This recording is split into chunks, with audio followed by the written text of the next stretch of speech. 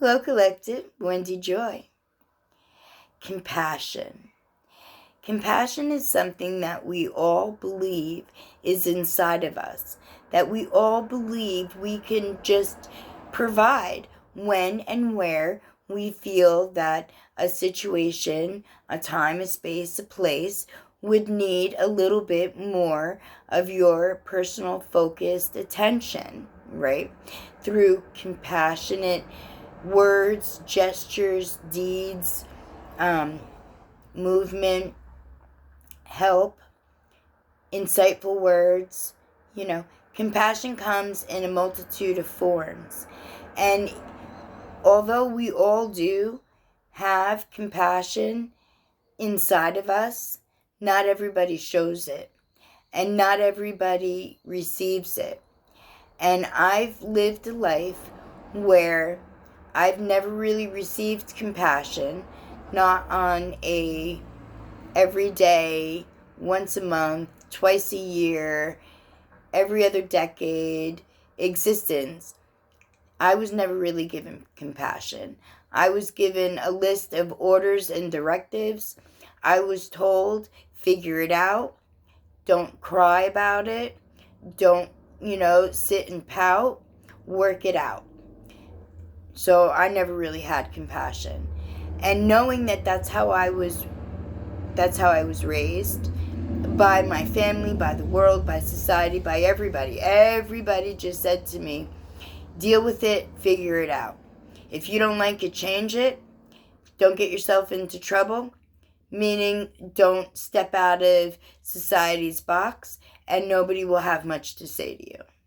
That's my life. That was my life. And I rolled and I adapted and it was all right. And I knew that compassion was something that I was lacking in my life. So I gave it to everyone. Everyone that I came in contact with that needed some type of compassion, always positive compassion, never negative compassion, because you could double stitch words and it could be like a backhanded compliment in the form of compassion, right? I've seen that. I've seen people do that. And I just looked at them and like, wow, that took a lot of balls, And I don't know if the other person that it was directed to realized it right off the bat or not. But, I did learn at a very early age how to be stern and still be nice in my mannerism and my speech while I told people exactly what I thought of them. And that was an art that my mom taught me. And I was very happy to hold on to that. But going back to compassion, not everybody gets it. Not everybody receives it. I understand that. I lived an existence exactly that way. So when I formed my existence, I made sure that I provided compassion in an overwhelming amount to everyone and anyone who needed it, whether they asked for it or not. Some people were elated, other people were taken back, and, they took it some sort of way. But those were the people that had healing that they needed to do in order to understand that it's okay to receive compassion. Because some people are raised not knowing that they're allowed to receive compassion. And as much as I was raised without it, I knew I could receive it if I found the right group of like-minded individuals that would see my efforts, and they would not congratulate me, not, condone me, but they would be aware that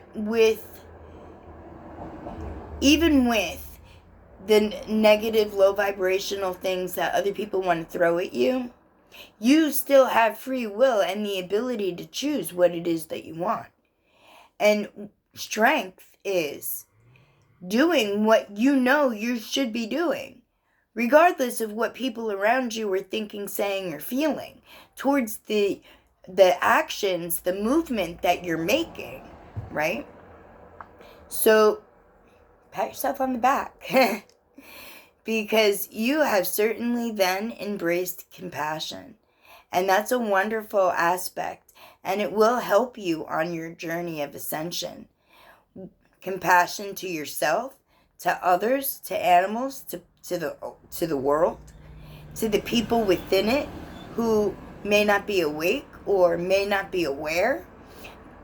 And I was also reminded that you should not stop there, that you should continue to have compassion and show it through all of your movements, even towards the animals that are in your life. I've got a cat that I've had for upwards of 20 years, and he is going through some issues. He is having trouble eating, keeping food in his mouth, and he's having trouble knowing where he is. He's constantly walking in a circle, staring out into space, whether that's a mini tremor, I don't know. Every time I go to look in his eyes, he snaps out of it and moves. So maybe the cat is just dazing out, I don't know. But what I do know is that every hour on the hour, more than likely, for the last week now, maybe longer, that cat has been making me fearful. And I understand fear is an illusion, but to step my feet down. Because when I walk, my balance isn't the greatest. And yes, I can take something and walk along with me to keep my structure. And, this way I know that if I stumble, I have something to hold on to, right? But the cat wants to walk in between my legs.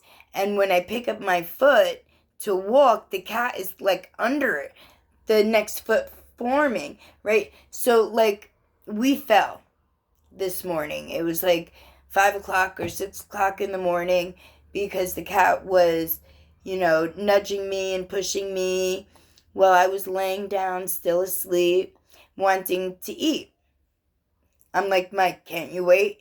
And he's like, no. I'm like, okay. So now I get out of bed and I'm like, let me go to the bathroom. And I'm trying to walk to the bathroom. And the cat is hitting me, pushing me, knocking my legs. And I'm like, Mike, and I was getting frustrated. And that's when I realized that I had to stop and I had to have compassion. And just as I was having that revelation and I was taking the step, I went to go hold on, but the cat had pushed me and I was already up in step and I lost my balance and there was nothing close enough for me to grab onto to hold. And I fell into the dresser because I was a little side table or a thing. It's a 2-drawer high, but I over it, and I yeah, it was fun. And, I trampled the cat a little bit because the cat was under me this whole time. And, I felt really, really bad. And I was like, oh my God, Mike, I hope you're okay. I didn't mean to do this, but why do you make me trip? Give me a second to move, At least stand I don't know, a half an inch away. Just don't stand in between or under me. And, the cat left after I trampled it. And we both regained our position upright. The cat was okay, came back. And I was like, you're not broken. No, cat wasn't broken. And it was like, I want to eat. And I was like, okay. So that's where I was guided the most to have compassion. because I wanted to be, my initial reaction, see, reaction, not response, my initial reaction, and I caught myself, was to yell at the cat. You know, look at what you made me do. You made me fall. You made me hurt you. But I didn't do that because I stopped dead in my tracks. Granted, I was on the ground. You know, it made it a lot easier to stop. But I mean, I stopped talking. I stopped responding to everything and just focused on trying to get myself back up and make sure that I didn't hurt myself badly because it felt bad.